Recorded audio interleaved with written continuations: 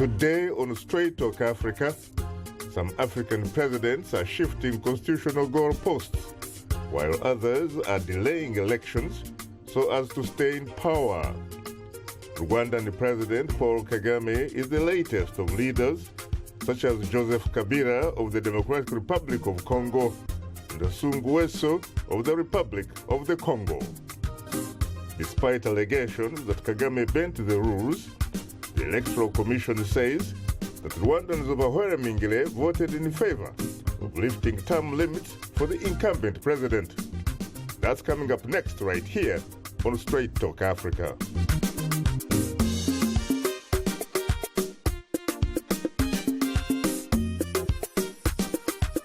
Hello, welcome to Straight Talk Africa, live from the Voice of America studios here in Washington. It's Wednesday, January 6th. I am Shaka Ssali. A terrific and happy new year to you all.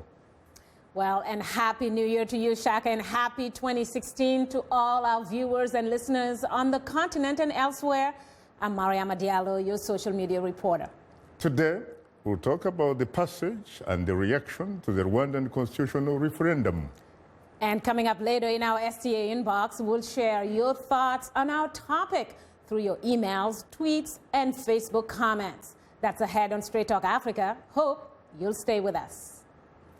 Thanks, Mariama. But first, democracy of an African country is being tested once again, as another longtime head of state succeeds in changing the constitution to prolong his stay in power. Today, the spotlight is on Rwanda, where President Paul Kagame could potentially lead the Central African country until the year 2034. My colleague, Estagizuyu Yuwat, has more. It comes as no surprise that Rwandan President Kagame, who has been the de facto leader for the last 20 years, would like to continue ruling the country for another decade or so. In a politically calculated move, Rwandans voted last month in a national referendum to support constitutional amendments to allow him to run for the top office again. And just 1 month before the referendum, the United States asked President Kagame to respect the Constitution and leave office when his term ends. John Kirby, spokesman for the U.S. Department of State. We expect President Kagame to follow through on the commitments he has made previously to foster a new generation of leaders in Rwanda and to step down at the end of his current term in 2017.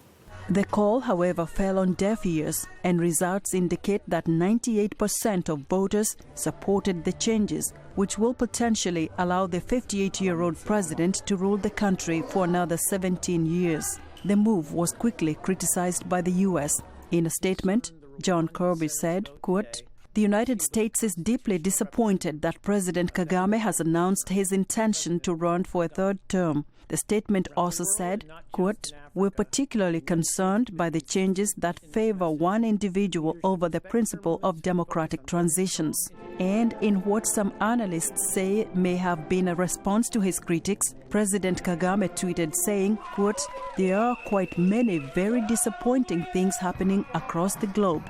We hope to carry our own burden and not be a burden to others." President Kagame joins a list of long-serving African leaders who are clinging to power, among them Denis Sassou Nguesso, Benin's Boni Yayi, Uganda's Yoweri Museveni, Zimbabwe's Robert Mugabe, and even the DRC's Joseph Kabila, whose mandate ends in November, but has yet to announce an election date, clearly stating he would not run again.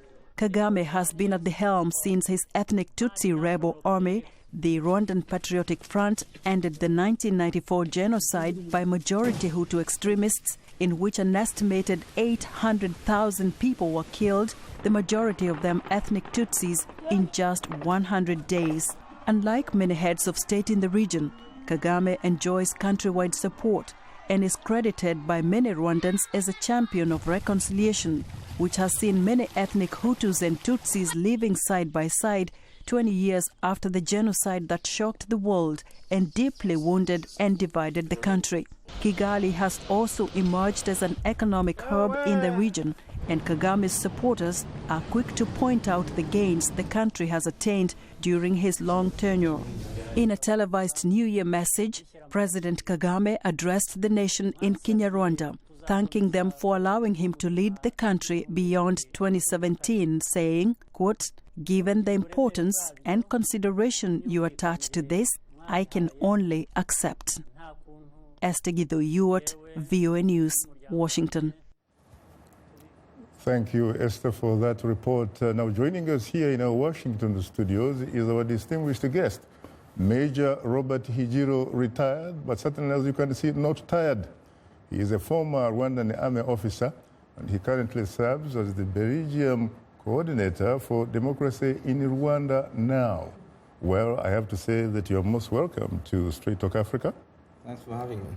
And Happy New Year to you. Happy New Year, Shaka. You're most welcome. And joining us from our London studios is Dr. Vincent Magombe, Director of Africa Inform International, a global network of African journalists and media practitioners. Well, Dr. Magombe, it's been a very, very long time since I last saw your beautiful face in our studios. Well, thank you very much. I'm very glad to be back, Shaka. And a Happy New Year to you. A Happy New Year to you, but most of all to African people who need luck this time in 2016, some different type of life. Thank you very much. And last but not least, Willis Sharita, a Rwandan-American blogger and activist on Rwandan issues. He joins us via telephone link-up from the U.S. city of Austin in Texas. Well, Willis, I have to say I'm profoundly honored and exceedingly humbled to have the opportunity to host you on Straight Talk Africa for the first time. Good afternoon, Shaka, and thank you very much for the invitation. It's an honor and a privilege to join in this very important discussion on my motherland. It's very interesting because it's a very, very long time personally to have the opportunity not only to talk to you and to host you, but really to see you perhaps since the last days we were together in the City of the Angels, California. We'll try next time I'm invited to make sure I make it to your studios. Anytime you call upon me, I'll take it as an honor. You're most welcome, my brother. Later in the program, we'll give you, the audience, a chance to call and talk with our guests. The number to call is 202-619-3111. US country code is 1. Let me come to you, Robert, immediately. Your reaction to the referendum that allows, of course, President Major General Paul Kagame essentially to be in power, really, for a generation. Yes. First of all, this is not the Rwanda I fought for. You did mention of the liberation of 1994 and what followed after that. I think the Rwandans deserve a better Rwanda. We did not fight for a president who is hanging on to power after owning everything in the country. And the divisive nature of the Rwandan society and the operation. And, you know, when we talk about the referendum of which has a result of 98%, by the way, the date that they set for the change of constitution, the referendum date, is the same date that President Habyarimana used. And it's amazing to see that history is repeating itself. Really? Yes. But what about somebody who might tell you, Robert, yes, you did fight to liberate your country so that your people could have unfettered access to Rwanda again, but that when you look at President Kagame, you look at what has been written about him, recorded about him, you look at the recent referendum, no matter what you think, we're talking here 98, perhaps 0.4% of the registered voters coming out and actually voting yes. We did not see any evidence on the ground that suggested they were actually being forced to do so. Yeah, that's an interesting point. Rwanda, these numbers we see in Rwanda are actually determined by Mr. Kagame and the inner circle of RPF. And why do I say this? I have worked for this organization or system for 20 years. Mm-hmm. And I remember far back in 2003, we were always given the percentage per district before the actual voting. And who was giving it from the to RPF, you? From the RPF Secretariat. So we would know that this district is going to be having such percentage in the voting, and the real voting we see in Rwanda is just a show to the Western world that there's democracy, you know? And actually, if an area is Hutu predominant, then it has to be 100%. If it's Tutsi predominant, then that's when they can have 98 or 99. All that is done, to sell the image of Mr. Kagame. And there's a lot of proof to that. Be it the elections that we had in 2010, the same thing happened. And look at what happened during the referendum. I mean, they announced the changes, the amendments to the Constitution, and the elections go on after just 4 days. We are talking about a population of 12 million. How would you have actually explained the amendments? But it's because it's not necessary. The amendments are there, and the elections are staged to convince the donor countries that we are in democracy in Rwanda.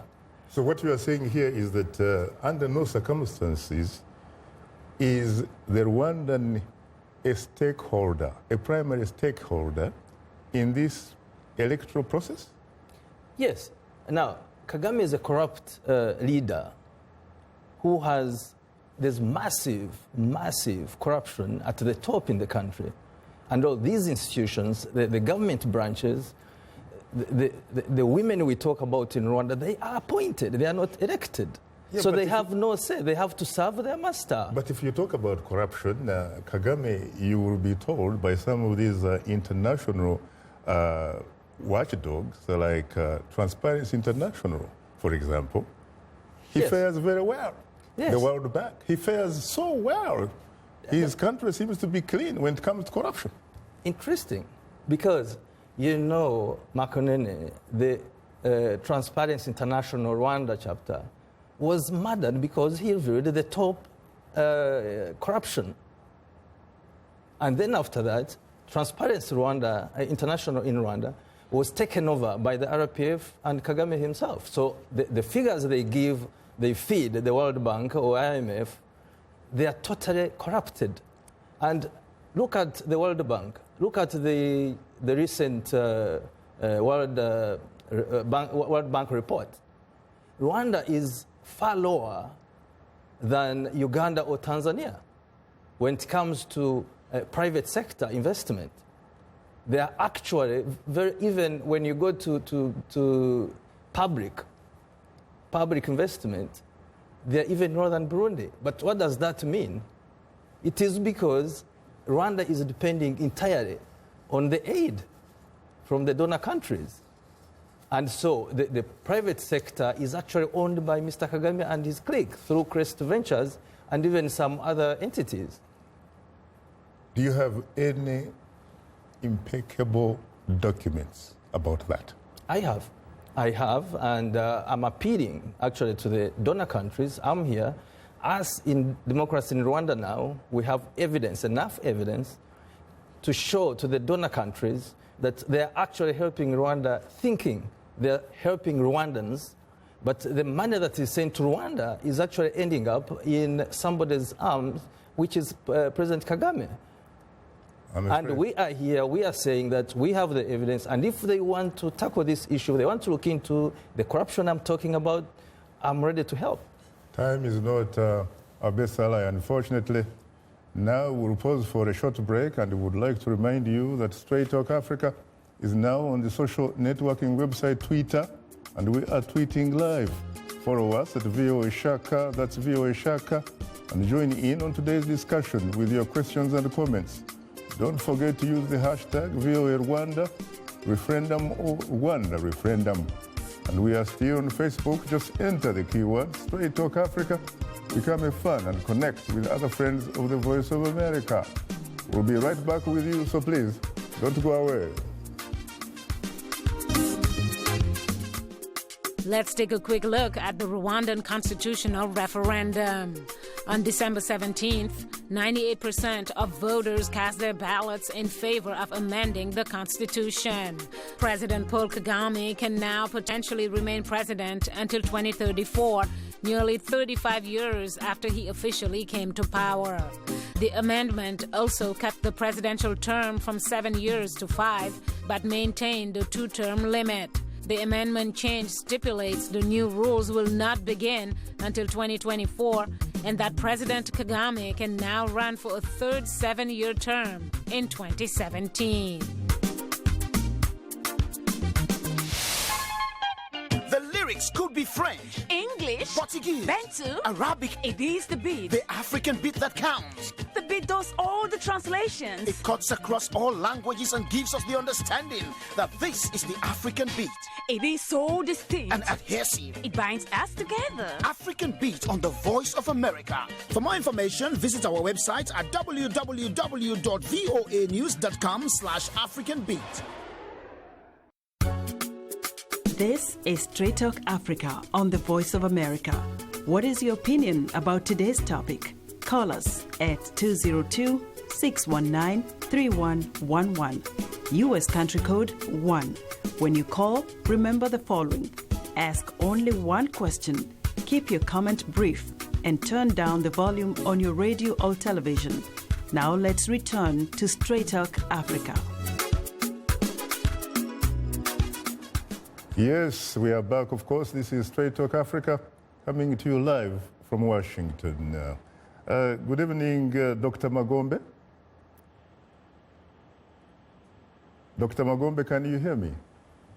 Yes, perfectly. I can hear you. I hope that you were following your fellow panelists' response. Let me ask you a question.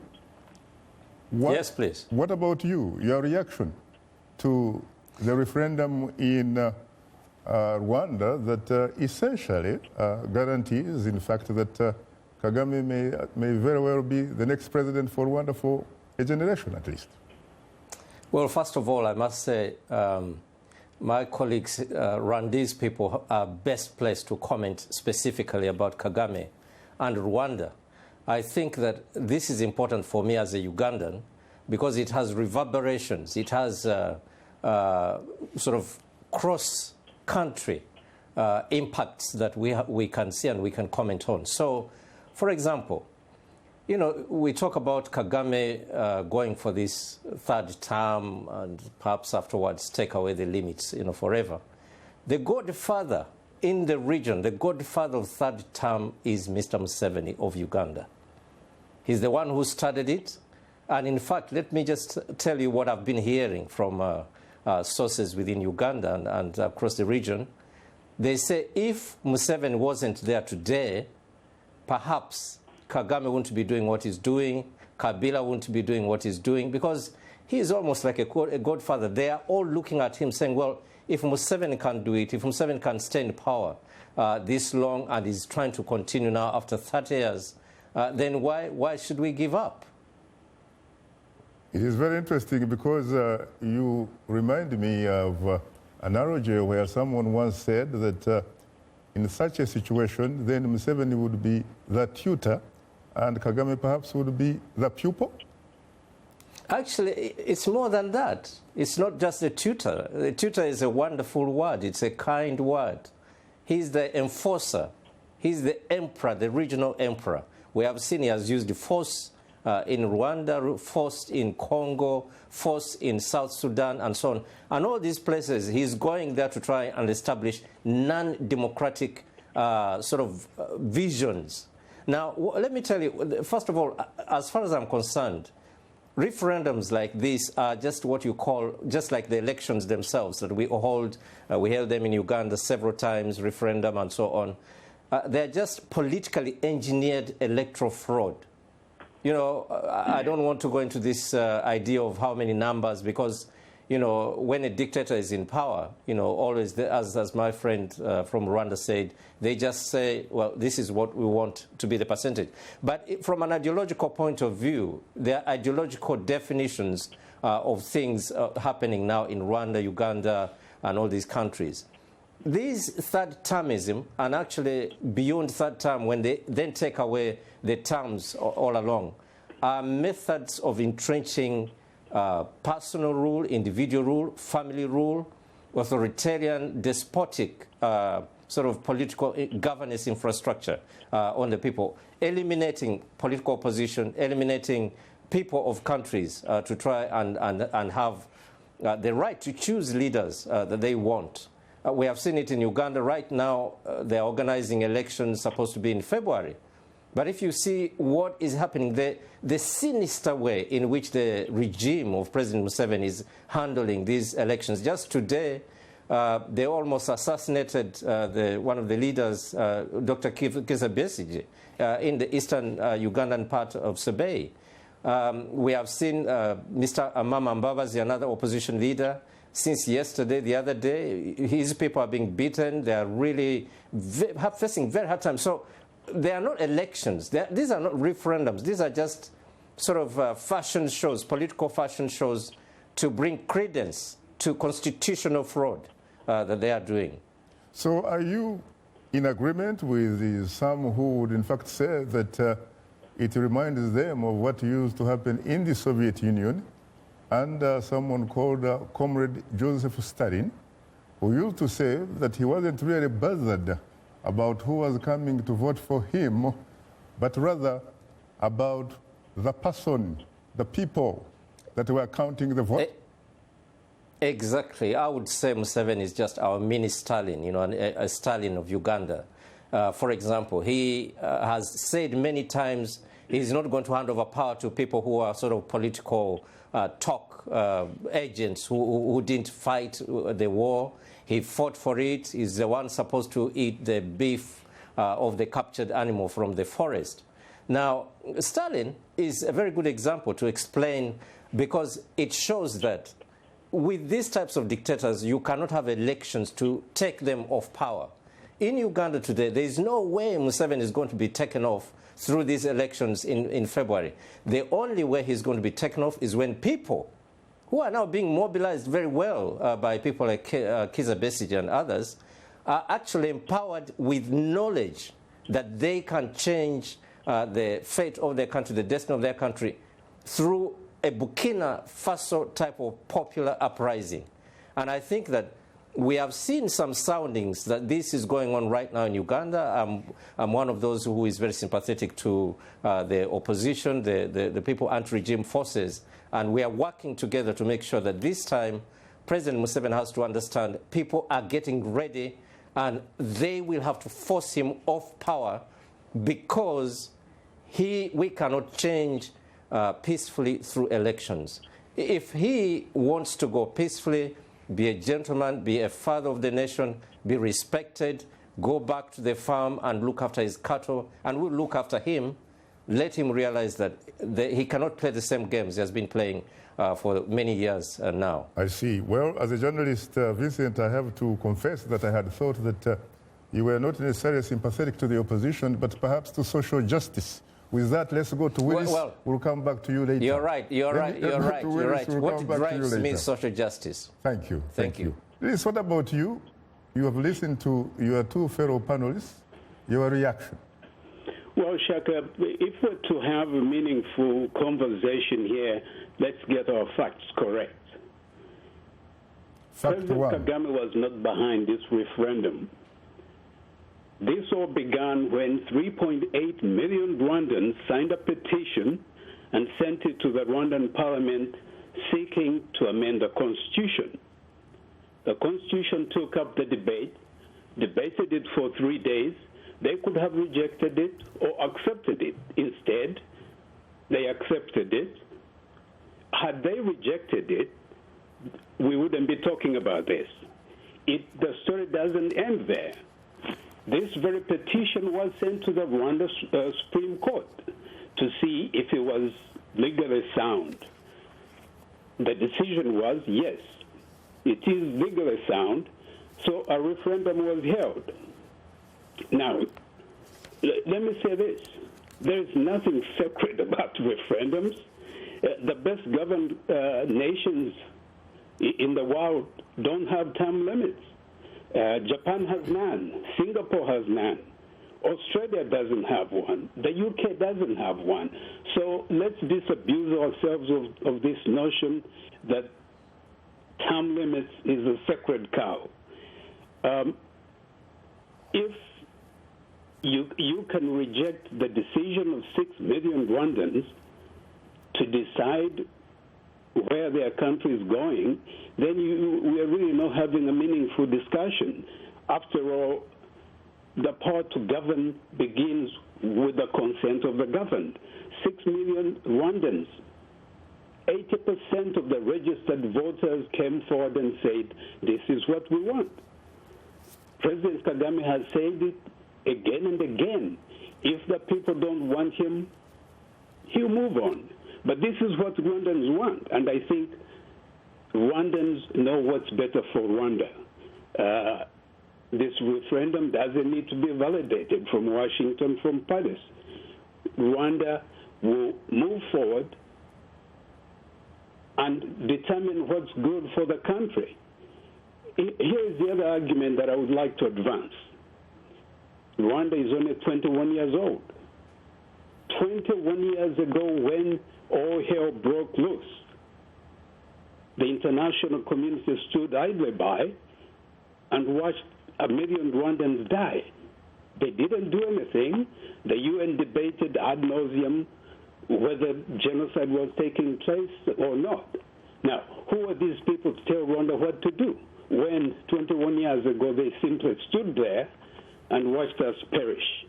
Very interesting, very interesting. Willis, in one of your blogs, you have suggested that Rwanda is a democracy, and that democracy is alive and well, and that it is up to Rwandans who will carve out the destiny of their country. Is that what you said?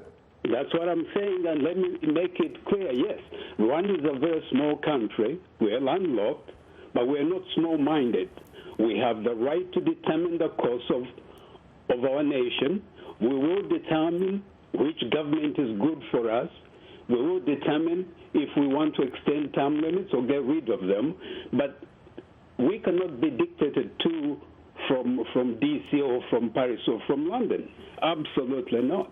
Now, according to Abraham Lincoln, a late great leader of these United States of America, once observed that democracy was a government of the people, by the people, and for the people. There are also others who say that the democracy we see, especially in developing countries, is a government of some people, by some people, and for some people. Willis Sharita, what is your definition of democracy? If you were to talk to me from the deepest, better part of the bottom of your Rwandan heart and soul. Let me remind you what John Locke, the 18th century English philosopher, credited as one of the fathers of modern democracy. He stated that the right to rule comes from the consent of the governed. How better to say it than 6 million Rwandans come forward and say, we need a referendum and we want to vote yes or no whether term limits should go. If that's not democracy, then I don't know what is. But what about some who will say, wait a minute, Willis, that was not consent. That was something that came out through intimidation. If you think President Kagame can intimidate 12 million Rwandans, you are mistaken. The referendum passed by 98.3%. But let me throw this at you. The referendum was even more popular in the diaspora. President Kagame has no control of Rwandans in the U.S., in Canada, in the U.K., yet the referendum got higher marks than it got in Rwanda. We'll come to that later. Unfortunately, time is not our best ally. You are tuned into Straight Talk Africa. We'll have more of a discussion in a moment, but first here is Mariama Jaro. Take it away, Mariama. Well, thanks, Shaka. Still to come, we'll reveal some of the outstanding feedback we've received from our audience through social media. But now, here is our letter of the week from a Straight Talk Africa Facebook fan. Oscar Raxo Kamukama in Verona, Italy writes, I admire President Kagame, but the African dream will only be realized the day individuals realize that the state is bigger than them. Rwandans are having economic growth under Mr. Kagame and will continue to grow under someone else. It's the law, not mortal men, that govern a lasting nation. God bless Africa.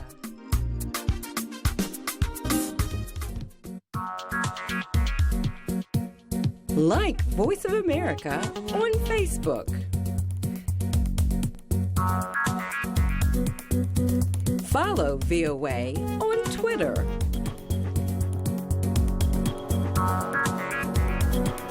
Join VOA on our YouTube channel. Like, follow, join VOA. This is Straight Talk Africa on the Voice of America. Call us now with your questions and comments. The number is 202-619-3111 and the U.S. country code is 1. Call us direct and we'll call you right back. Remember to turn down the volume on your radio or television and keep your comments brief. Now back to Straight Talk Africa. Thank you very much, Esther Githu-Ewart, and welcome back to Straight Talk Africa, live from Washington. Once again, it's time to bring in my colleague and social media reporter, Mariama. Take it away again, Mariama. Thanks, Shaka. President Paul Kagame's recent announcement that he is bowing to the request of Rwandans to seek a third term in office underscores a renewed trend in Africa that has seen presidential term limits come under threat.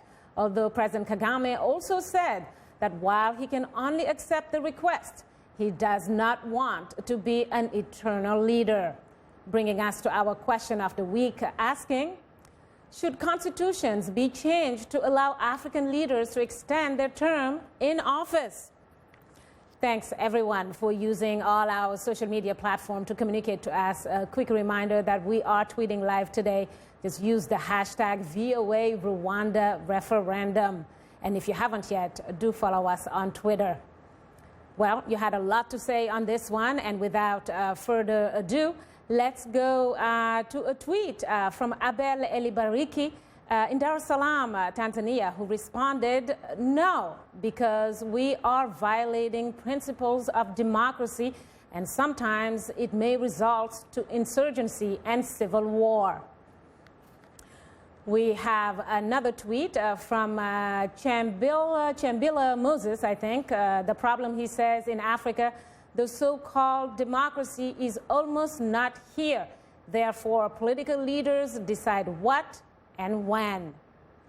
Let's now turn to our Facebook followers. This comment comes from Kapendwe Benson Bwalia from Solwezi in Zambia, who writes, no, the Constitution should not be changed. I'm happy that here in Zambia, President Edgar Lungu signed the new Constitution on January 5th, which still maintains 5 years as one term with a 2-term maximum.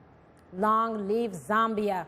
Well, Shaka and Guess, your take on these comments. Very interesting. Robert, first of all, you obviously have listened to your compatriot, Willis Sharita, talking about, yes, maybe the people in Rwanda, there might be a chance they could have been intimidated, but certainly not those in the diaspora, including you. Did you vote? And if you did, how did you vote? First of all, I wouldn't definitely vote for Mr. Kagame as our leader. But why didn't you vote? You had an opportunity to vote.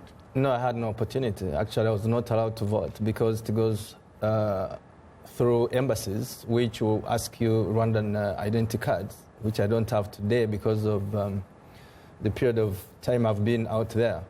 And we had another incident actually in Paris where one of the political leaders, Ishami Nahimana, he tried to go to the embassy to vote and they refused him to vote.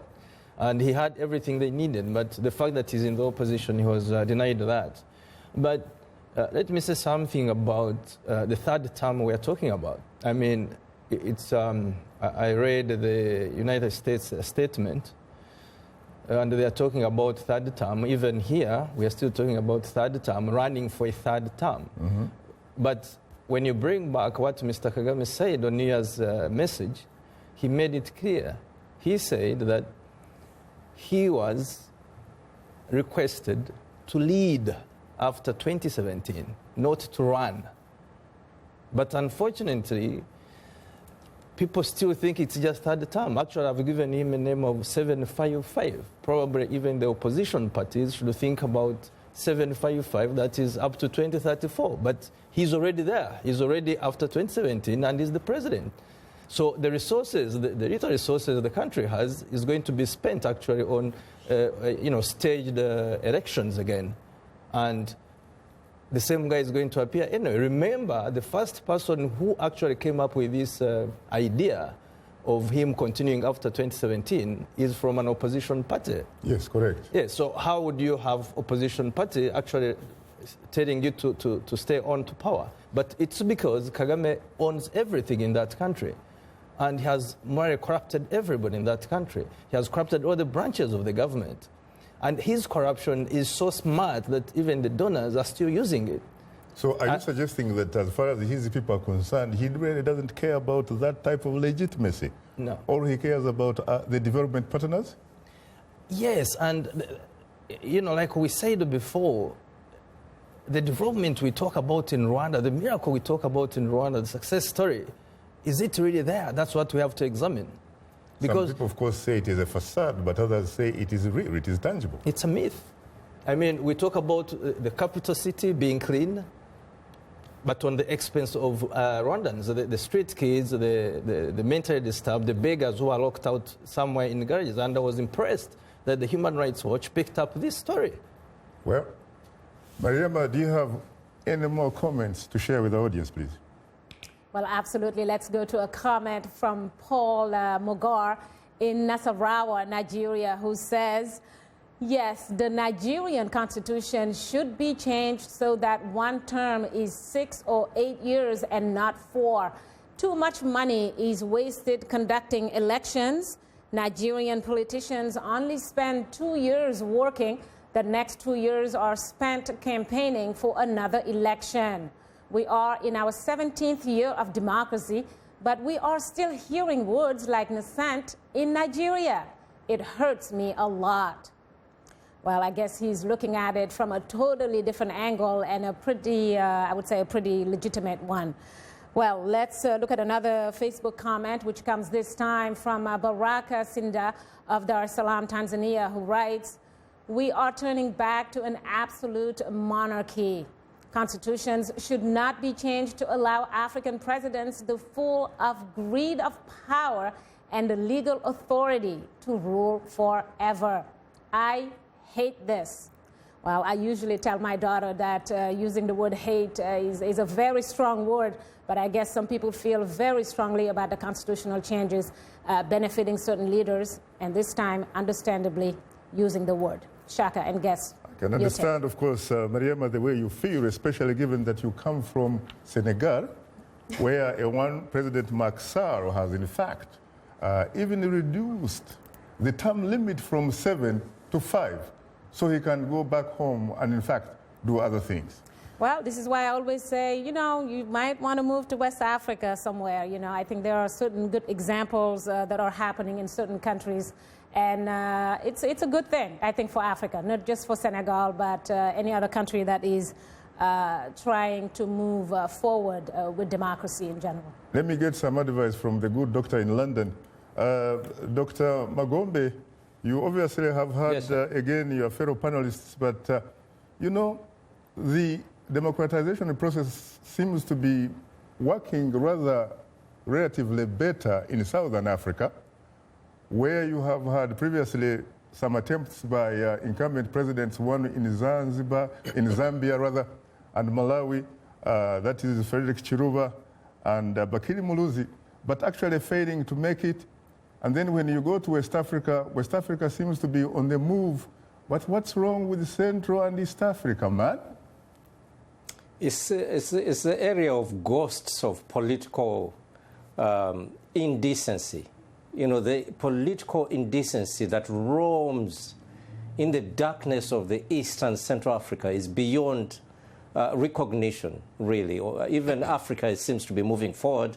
But this area of ours, Uganda, Rwanda, Burundi, Congo, South Sudan, is beyond incredible. So I think that what we will do in this continent, what I would advise the people to do is to stand up and try their best to demand for their rights. If the leaders can't give their rights through elections, if they can't give their rights peacefully, then we have every constitutional rights. Actually, interestingly, the same constitutions. For example, the Constitution of Uganda tells people that if somebody murders, rapes the constitution of a country, the people should have a right to resist that. And I think that, therefore, constitutionally, the people of Uganda, for example, have a right now to stand up and tell Mr. Museveni, look, you may have special forces commanded by your son, Brigadier Muhoozi.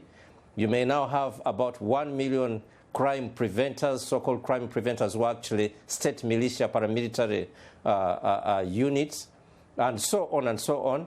But you will not be able to kill 500 people on the street of Kampala, and even the world allows you to do it. I mean, what happens in most of these countries, even we saw it in North Africa, is that once the dictator starts murdering people, because President Museveni now must be saying, well, I have the tools to murder people. He says smash them. He talks of smashing them. But what he's forgetting is that once he kills 100, 200 people on the streets of Kampala, the whole world will turn against him. But more so, all Ugandans will have now to get every possible tool that we have every means possible to try and dislodge him as soon as possible. Well, in fairness, President Museveni, he has never said that he intends to murder Ugandan people. After all, he says he loves them and they love him so much because, in fact, they have voted for him in the last several elections periodically. Well, I'm sure Hitler of Germany used to say people in Germany loved him.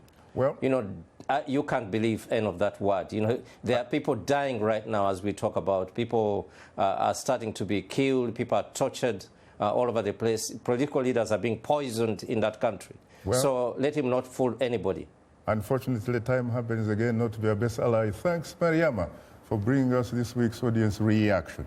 Well, thanks, Shaka, and thanks all the guests. That will do it for today's social media segment. Just a reminder that we appreciate all the feedback, whether it's in social media or using other means to communicate to us. Please keep them coming. And if you are a new fan, just drop us a line at africatv@voanews.com. Once again, our email address is africatv@voanews.com. Or post your comment on our Facebook page. Just enter the keywords Straight Talk Africa. Be sure to visit us online at voaafrica.com, or you can join our YouTube channel. Sign up to VOA TV to Africa, and don't forget to follow us on Twitter at VOA Shaka. A reminder, the show is streaming live every Wednesday. Just go to VOA's Straight Talk Africa TV program page on our website. If you're on it, you can see me right now, so it's live, it's streaming. We are very serious about it. Or you can just simply watch us live on your mobile device. Just download the VOA mobile app. Now, let's take a look on what's on tap. Let's take a look at what's on tap for next week's program.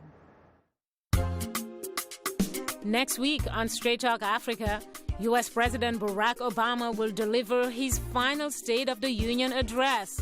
We'll discuss his speech, his foreign policy agenda for Africa, and more. That's next week, right here on Straight Talk Africa.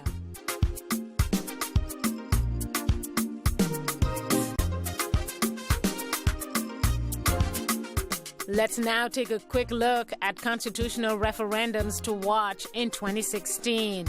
In the Democratic Republic of Congo in January 2015, tentative attempts to overturn the term limit were met with riots. International NGOs urged President Joseph Kabila to publicly commit to stepping down in 2016. Mr. Kabila rose to power in 2001 after his father, Laurent Kabila, was assassinated. He won a second five-year mandate after disputed elections in 2011. He's constitutionally barred from seeking a third term in 2016.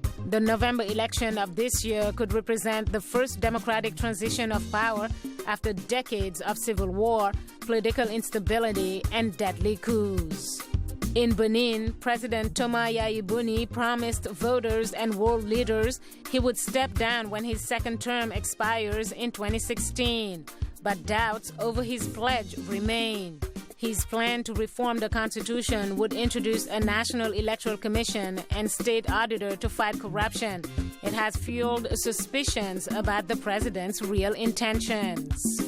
Benin is one of Africa's strongest democracies, and its constitutional court has ruled that term limits cannot be altered as part of the reforms.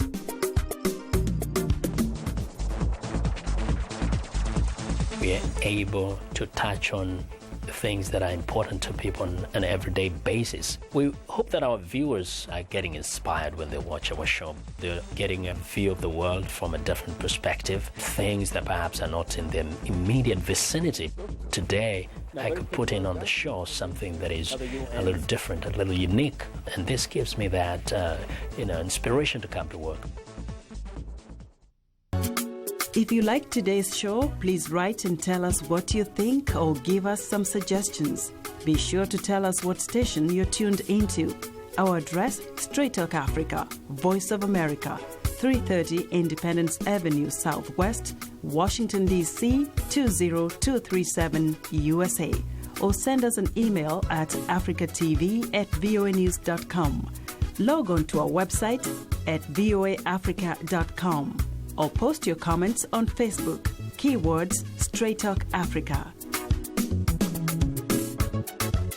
Thank you very much, Esther Gizu Yuwat, and welcome back. Today we are talking about the recent passage of a constitutional referendum in Rwanda that will possibly allow Paul Kagame to extend his stay in power to 2034. Major Robert Higiro retired, a former Rwandan army officer. He currently serves as the Belgium coordinator for democracy in Rwanda now. And joining us from our London studios is Dr. Vincent Magombe, Director of Africa Inform International, a global network of African journalists and media practitioners. And last but not least, Willis Sharita, Rwandan-American blogger and activist on Rwandan issues. He joins us via telephone link up from the U.S. city of Austin, Texas. Well, gentlemen, I have to say I'm profoundly honored and exceedingly humbled to have the opportunity to host the three of you on Straight Talk Africa. Thank you. Thank you very much, Shaka. You're most welcome. Now, Willis, let me come to you because really you didn't have a chance to respond to the social media. I know that you are a very well-read man, very highly exposed. I'm sure you know the current longest-serving ruler in Africa, or leader, whose name, of course, is Theodore Obiang Nguema Mbasogo from, guess where? Equatorial Guinea. Is that a country that you consider to be democracy? This is a man who has been in power since August 1979. And the last time I checked, the last vote in 2009, he got 97% of the registered voters. I wouldn't like to offend Rwandans by comparing our democracy to Equatorial Guinea. But let me say this. If Rwanda was a failed state, we wouldn't be talking about this. But because we have gone against all grains of thought, because we have pulled out of the abyss of the genocide against Tutsi 21 years ago and built one of the best democracies in Africa, if not the best, the strongest economy in the region, a country that has no corruption to speak of in the civil service, it behooves me to tell people, critics of Rwanda, it's not rocket science that only Rwandans can determine what form of government we're going to have. Secondly, critics of Rwanda, like Robert Higiro, he's entitled to his opinion, but he cannot make facts as we go along. He may not like President Kagame as a man, but he should realize the amazing recovery and development that has gone on in Rwanda. The country is on track to achieving its Vision 2020 goals of becoming a knowledge-based middle-income country. The life expectancy is twice what it was in 1994. Access to basic amenities such as drinking water, improved sanitation is at 80%. Yes, it is, Sharita, but of course the last time I checked, someone would tell you that things to do with the service delivery, frankly, and respect for fundamental human rights are not mutually exclusive.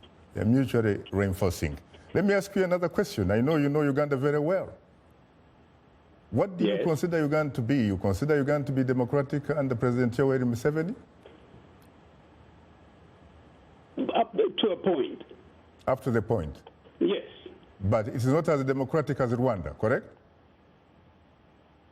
I agree with that. You agree with that. Now, let me tell you something. I would also remind you to compare service delivery, infrastructure between the two countries, and don't forget that Rwanda's tortured history of 21 years ago is a factor to consider. Service delivery, no comparison. No comparison. Let me tell you something, Willis. In 2012, Ugandan President Yoweri Museveni himself said that Equatorial Guinea President Theodore Obiang Nguema Bagasso was his role model, and that in fact he was so good that he deserved a Ugandan highest award, in Mr. Museveni's words, for promoting democracy in Africa. And that same day, he also gave one of the highest awards to President Paul Kagame. This was 2012, when Theodore Obiang was the chairman of the African Union. But again, Shaka, let's consider the fact. Before the referendum, President Kagame had not committed to run again. He has said it again and again.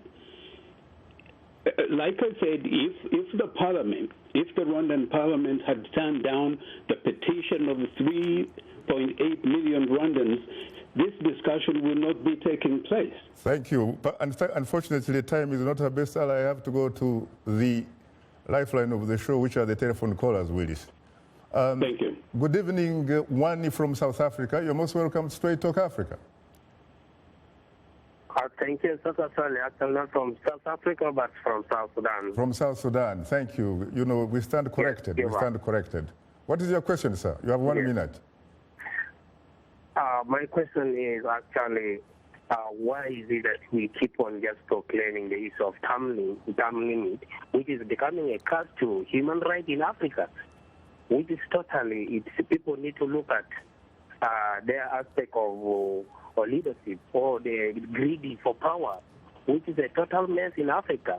And we need to change. If it is about democracy, we need to look at exactly what is the context that democracy that we are proclaiming of. Is it a citizen-based, or it's just leadership-based? So these are the things that we need to look at. Otherwise, really, the common citizens are suffering because of the interest of people who are just wanting to stay on power. Thank you. Let's look at what is currently happening in Burundi. It's just because of leadership, which people really we are tired of this, and the system has to change. But people don't listen until they want to see people dying, innocent dying, and these are the masters that they're aspiring for.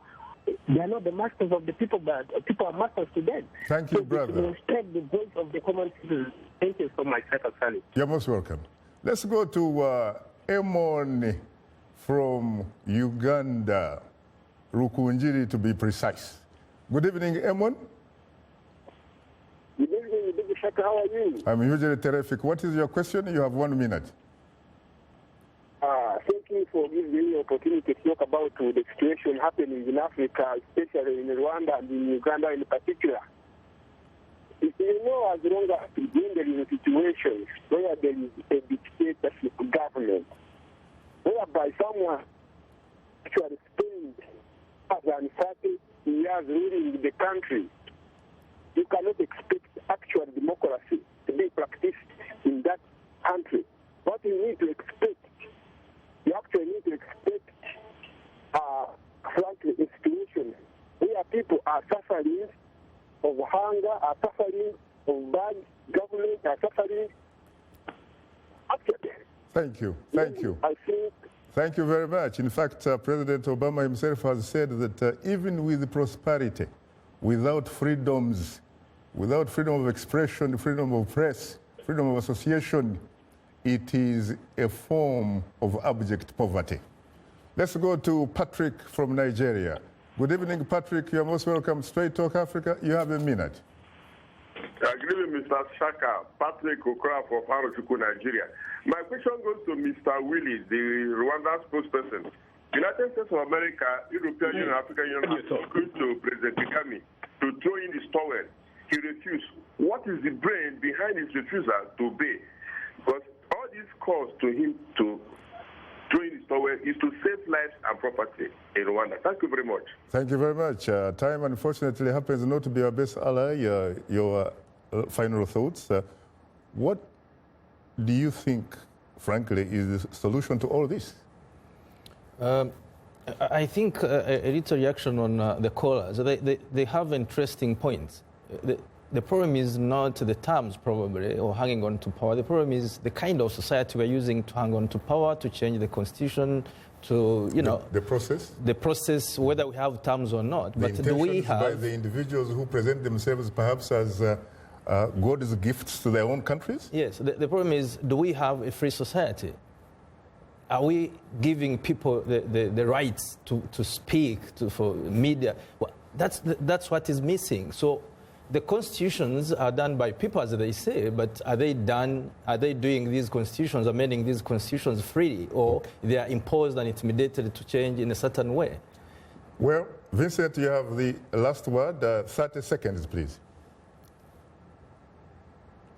30 seconds. Leaders like Kagame, Museveni, and others must understand they don't own these countries. They need to give freedom to the people. You know, this thing about term limits is important, but it's not the most important. Stop aggressing people, stop being repressive, stop having all these political prisoners in Rwanda, Uganda, prisons, and so on. Try to allow people to be free so that they can be able to freely choose the leaders they want. At the moment, that freedom is not there. Thank you. And so it's not just about term limits. It's more than term limits. Thank you. Thank you. Well, on that note, thanks to our distinguished guests, Major Robert Higiro, retired, and a former, of course, Rwandan Army officer. He currently serves as the Belgium coordinator for democracy in Rwanda. And joining us from our London studios is Dr. Vincent Magombe, Director of Africa Inform International, a global network of African journalists and media practitioners. And last but not least, Willis Sharita, an American blogger and activist on Rwandan issues. He joins us via telephone link-up from the U.S. city of Austin, Texas. Thanks to affiliate stations, along with our viewers and listeners, we thank you for tuning in. For many of our Voice of America radio affiliates, Learning English is coming up next. And tomorrow morning's Daybreak Africa with James Bate. On behalf of the Voice of America, thanks for tuning into Straight Talk Africa. In the meantime, get better, not beater Africa. And please remember to keep the African hopes alive.